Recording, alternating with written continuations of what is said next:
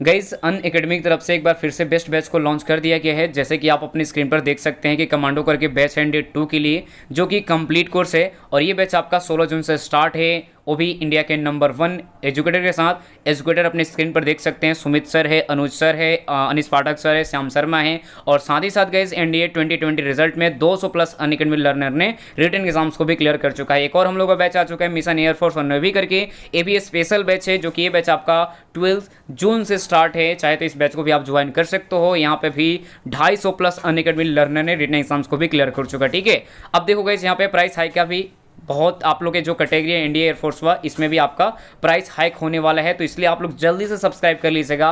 उसके बाद गए से मेगा ऑफर आपके लिए चल रहा है। अगर आप 1 साल का सब्सक्रिप्शन लेते हैं तो आपको 2 महीने का एडिशनल सब्सक्रिप्शन फ्री मिलता है। तो बहुत अच्छा मौका है, ये भी आपको मौका 23 जून तक ही मिलेगा बस। ठीक है, उसके बाद गए यहाँ पे आपको लेना कैसे, गेट सब्सक्रिप्शन पर क्लिक करना है। उसके बाद आपको चूज करना है कितने महीने का लेना है। मान लीजिए हमको 12 महीने 6 महीने जो भी है, तो 1 साल पे 2 महीना फ्री है, तो मैंने 14 महीने हो जाएगा। तो 1 साल पे क्लिक करके रेफरल को डाल दीजिए GZT10, 10% डिस्काउंट मिल जाएगा। उसके बाद आपको गाइस यहाँ पे रिडीम करिएगा तो 20% डिस्काउंट मिलेगा। ठीक है, हेलो दोस्तों, कैसे हैं आप सभी लोग। आई होप कि आप सभी लोग ठीक होंगे। तो दोस्तों मैं आज आप लोगों के लिए भारत की स्थिति और विस्तार यानी जीके क्वेश्चन जो है हमारे पास सेट मैथ 3 कंप्लीट कराने वाला हूँ। ठीक है, मैंने पिछले वीडियो में आपको सेट नंबर 2 कंप्लीट करा चुका हूँ और ये है आज का सेट नंबर 3। ठीक है, तो बिल्कुल वीडियो को अंत तक जरूर बने रहिएगा।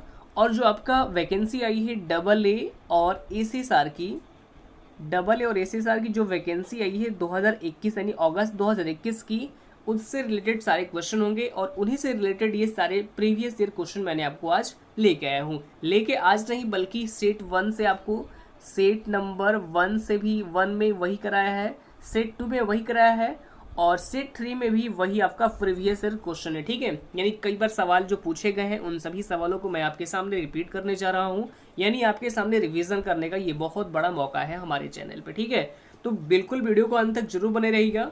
तो चलिए शुरू करते हैं। और मैं आपको ये बता दूं कि अगर आप इस वीडियो की पूरी PDF डाउनलोड करना चाहते हैं तो हमारी इस वीडियो की डिस्क्रिप्शन बॉक्स में टेलीग्राम और इंस्टाग्राम दोनों का लिंक दे दिया गया है। तो सबसे पहले आपको क्या करना होगा, टेलीग्राम चैनल ज्वाइन करना है और वहां से सारे वीडियो PDF फाइल को डाउनलोड कर सकते हैं। ठीक है, तो चलिए शुरू करते हैं। और यहाँ पर देखेंगे पहला क्वेश्चन आप लोगों के स्क्रीन के ऊपर ये है। पहला क्वेश्चन है कि भारत और पाकिस्तान के बीच अंतर्राष्ट्रीय सीमा किसके द्वारा सीमांकित की गई है। सभी लोग राइट आंसर कमेंट करेंगे यदि आपको इस क्वेश्चन का राइट आंसर पता है तो। ऑप्शन ए में है McMahon line, option B Durand line, option C Radcliffe line और ऑप्शन डी में है मैगी नॉट लाइन।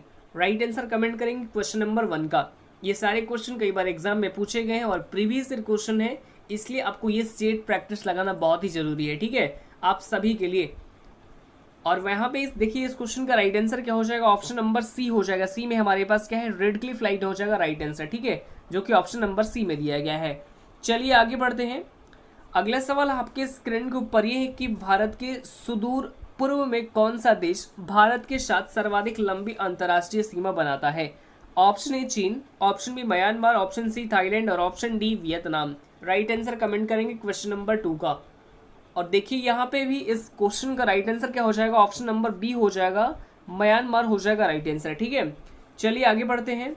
अगला सवाल आपके स्क्रीन के ऊपर ये है कि भारत एवं चीन के बीच सीमा निर्धारित करने वाली मैकमोहन रेखा निम्नलिखित में से किस प्रदेश के उत्तरी सीमा पर खींची गई है। Option A Jammu Kashmir, option B Uttar Pradesh, option C Himachal Pradesh और option D Arunachal Pradesh. Right answer comment करेंगे। ये सारे क्वेश्चन आपसे आपके एग्जाम में पूछा गया है। और देखिए यहाँ पे इस क्वेश्चन का राइट आंसर क्या होगा, ऑप्शन नंबर डी हो जाएगा। डी में क्या है, अरुणाचल प्रदेश हो जाएगा इस क्वेश्चन का राइट आंसर, जो कि भारत एवं चीन के बीच जो सीमा निर्धारित करने वाली मैकमोहन रेखा होती है वह आपको अरुणाचल प्रदेश के उत्तरी सीमा पर खींची गई है, जो कि ऑप्शन नंबर डी हो जाएगा इस क्वेश्चन का right answer.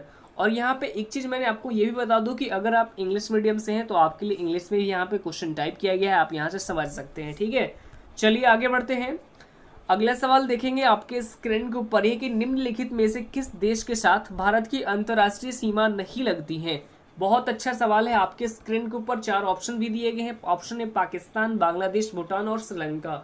Right answer comment करेंगे। आपके स्क्रीन के ऊपर राइट आंसर जरूर कमेंट करना होगा। आप निम्नलिखित में से किस देश के साथ भारत की अंतर्राष्ट्रीय सीमा नहीं लगती है। तो इस क्वेश्चन का right answer option number D यानी श्रीलंका हो जाएगा इस क्वेश्चन का राइट आंसर, जो कि भारत की जो अंतर्राष्ट्रीय सीमा होती है ये श्रीलंका से नहीं लगती है। ऑप्शन डी हो जाएगा इस क्वेश्चन का राइट आंसर। आगे बढ़ते हैं, अगला सवाल देखेंगे, निम्नलिखित में से कौन सा देश भारतीय उपमहाद्वीप के अंतर्गत शामिल नहीं किया जाता है? Option A Pakistan, B option में है नेपाल, ऑप्शन सी श्रीलंका और option D Bangladesh. Question number 5 का राइट आंसर आप सभी लोग कमेंट करेंगे। और देखिए यहाँ पे इस क्वेश्चन का right answer option number C हो जाएगा, श्रीलंका हो जाएगा इस क्वेश्चन का राइट आंसर। ठीक है, चलिए आगे बढ़ते हैं। अगला सवाल आपके स्क्रीन के ऊपर है कि निम्नलिखित में से किस भारतीय राज्य की समुद्र तटीय सीमा सबसे छोटी है? बहुत बार सवाल आपके एग्जाम में पूछा गया है, ज्यादातर डबल ए और एसएसआर के लिए। ठीक है, बहुत ही कंपलसरी है ये स्टेट प्रैक्टिस लगाना आपके लिए, क्योंकि जितने भी मैंने क्वेश्चन अभी लेके आए हुए सारे क्वेश्चन क्या है, प्रीवियस ईयर क्वेश्चन है, कई बार एग्जाम में पूछे जाने वाला सवाल है। आपको विश्वास नहीं है तो आप जाके चेक कर सकते हैं। निम्नलिखित में से कौन सा देश भारतीय उपमहाद्वीप के अंतर्गत शामिल नहीं किया जाता है? ये तो सवाल मैंने पिछले बार कराया था, लेकिन अगला सवाल हमारे पास क्या है कि निम्नलिखित में से किस भारतीय राज्य की समुद्र तटीय सीमा सबसे छोटी है? सभी लोग कमेंट करेंगे क्वेश्चन नंबर 6 का। और इस क्वेश्चन का right answer option number A हो जाएगा, गोवा हो जाएगा राइट आंसर। ठीक है, चलिए आगे बढ़ते हैं। अगला सवाल देखिएगा, आपके स्क्रीन के ऊपर है कि भारत की सबसे लंबी अंतर्राष्ट्रीय सीमा किस देश के साथ है? Option A Nepal, option B Pakistan, option C चीन और option D Bangladesh. Right answer comment करेंगे आप सभी लोग। और यहाँ पे देखिए इस क्वेश्चन का right answer option number D हो जाएगा, बांग्लादेश करेक्ट यानी राइट आंसर हो जाएगा, जो कि भारत की सबसे लंबी अंतर्राष्ट्रीय सीमा ये बांग्लादेश के साथ है। ठीक है, चलिए आगे बढ़ते हैं। अगला सवाल आपके स्क्रीन के ऊपर है कि सबसे छोटी स्थलीय सीमा भारत के किस देश के साथ है? Option A Pakistan, option B Nepal, option C Myanmar और ऑप्शन डी में है भूटान। राइट आंसर कमेंट करेंगे आप सभी लोग क्वेश्चन नंबर 8 का कि सबसे छोटी स्थलीय सीमा भारत के किस देश के साथ है। यहाँ पे देखिए इस क्वेश्चन का right answer option number D यानी भूटान हो जाएगा राइट आंसर। ठीक है, भूटान जो क्या है वो सबसे छोटी स्थलीय सीमा है भारत की। चलिए आगे बढ़ते हैं। अगला सवाल देखेंगे आपके स्क्रीन के ऊपर, ही बहुत ही सवाल अच्छा है, वीवीआई यानी वेरी वेरी इंपॉर्टेंट सवाल है, आपको बिल्कुल याद रखना होगा इसका जवाब तुरंत। ठीक है, वर्तमान में भारत के किस स्थान को सफेद पानी के नाम से जाना जाता है? ये सवाल कई बार एग्जाम में पूछा गया है। ठीक है, सफेद पानी के नाम से जाने वाला वर्तमान में भारत के किस स्थान को जाना जाता है? Option A Leh, option B Ladakh, option C Kargil और ऑप्शन डी सियाचिन। सभी लोग कमेंट बॉक्स में कमेंट करेंगे। क्वेश्चन नंबर 9 का बहुत ही अच्छा सवाल है, कई बार एग्जाम में पूछे जाने वाला सवाल है। ठीक है, और इस क्वेश्चन का right answer option number D हो जाएगा, डी में क्या है सियाचिन हो जाएगा राइट आंसर, जिसे हम सफेद पानी के नाम से भी जानते हैं। ठीक है, चलिए आगे बढ़ते हैं। अगला सवाल ध्यान से देखेंगे कि भारत का कौन सा भू आकृतिक विभाग प्राचीनतम है? राइट आंसर सभी लोग कमेंट करेंगे क्वेश्चन नंबर 10 का। ऑप्शन ए उत्तरी पर्वतीय प्रदेश, ऑप्शन बी गंगा ब्रह्मपुत्र का मैदान, ऑप्शन सी प्रायद्वीपीय पठार और ऑप्शन डी समुद्र तटीय मैदान। क्वेश्चन नंबर 10 का राइट आंसर क्या हो जाएगा? ऑप्शन नंबर सी हो जाएगा, सी में हमारे पास क्या है प्रायद्वीपीय पठार हो जाएगा, option number C right answer. ठीक है, चलिए आगे बढ़ते हैं। अगला सवाल आपके स्क्रीन के ऊपर है कि गारो खासी एवं जनजातीय पहाड़ियां संरचना एवं उत्पत्ति की हस्ती से निम्नलिखित में से किसका भाग है? ऑप्शन ए हिमालय पर्वत श्रेणी का, ऑप्शन बी पूर्वोत्तर की पहाड़ी का और ऑप्शन सी आराकानियोमा पर्वत का और ऑप्शन डी प्रायद्वीपीय पठार का।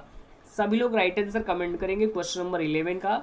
और ये क्वेश्चन तो मैंने आपके लिए डाल दिया स्टेट में कि आपके एक बार ये सवाल पूछा गया है, ये आपको 2013 में सवाल पूछा गया है। ठीक है, 2013 में जब आपकी नेवी जो है जो MRSSR AA की वैकेंसी लगातार एक साथ दी थी, तो उस समय ये 2013 में आपके क्वेश्चन पूछे गए थे। ठीक है, गारो खासी एवं जनजातीय पहाड़ियां संरचना एवं उत्पत्ति की दृष्टि से निम्नलिखित में से किसका भाग है?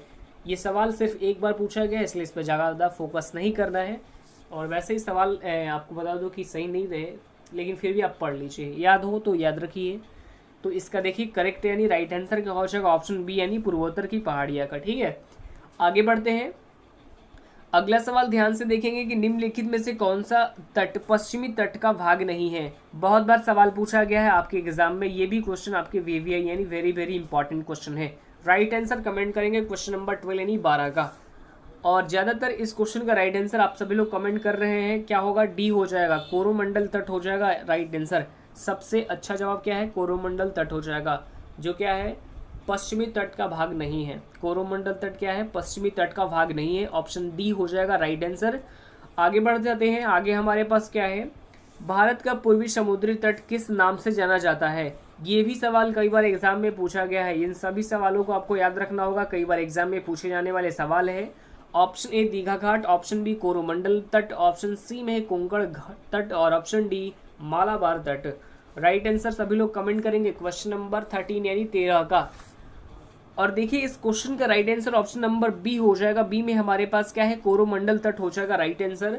जो भारत की पूर्वी समुद्री तट किस नाम से जाना जाता है, तो ये कोरोमंडल तट के नाम से जाना जाता है, जो कि ऑप्शन नंबर क्या हो जाएगा, बी हो जाएगा राइट आंसर।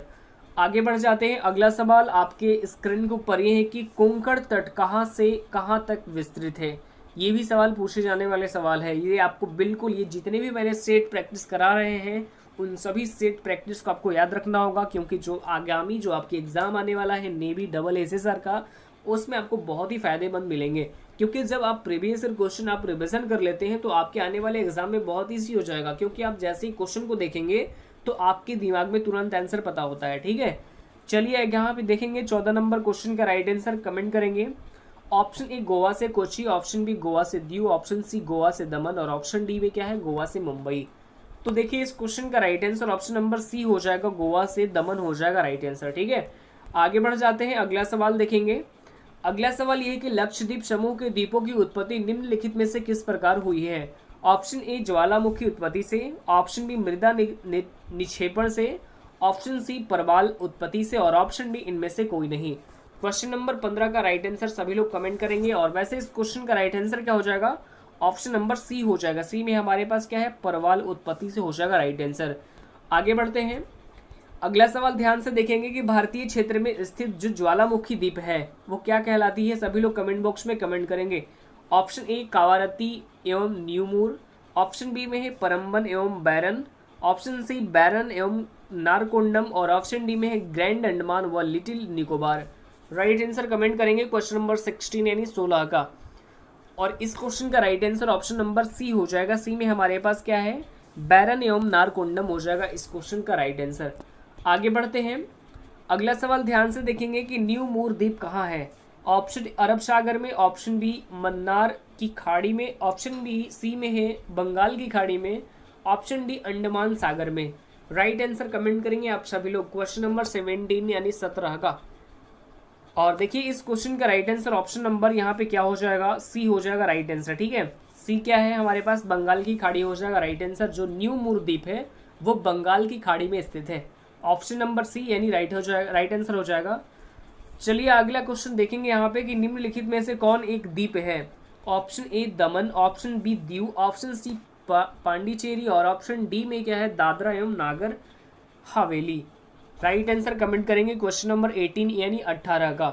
निम्नलिखित में से कौन एक द्वीप है, तो ये आपको बता दूं कि जो कि ऑप्शन नंबर बी में दिया गया है, दीव क्या है, एक तरह का द्वीप है। ठीक है, ऑप्शन बी हो जाएगा राइट आंसर। चलिए आगे बढ़ते हैं, अगला सवाल यहाँ पे ध्यान से देखेंगे कि स्वतंत्रता से पूर्व कौन सा भारतीय क्षेत्र काला पानी के नाम से जाना जाता है। मैंने अभी पिछले क्वेश्चन मैंने क्या किया था कि सफ़ेद पानी के नाम से किसे जाना जाता है, लेकिन आपके सामने एक और क्वेश्चन आ गया कि काला पानी के नाम से किसे जाना जाता है।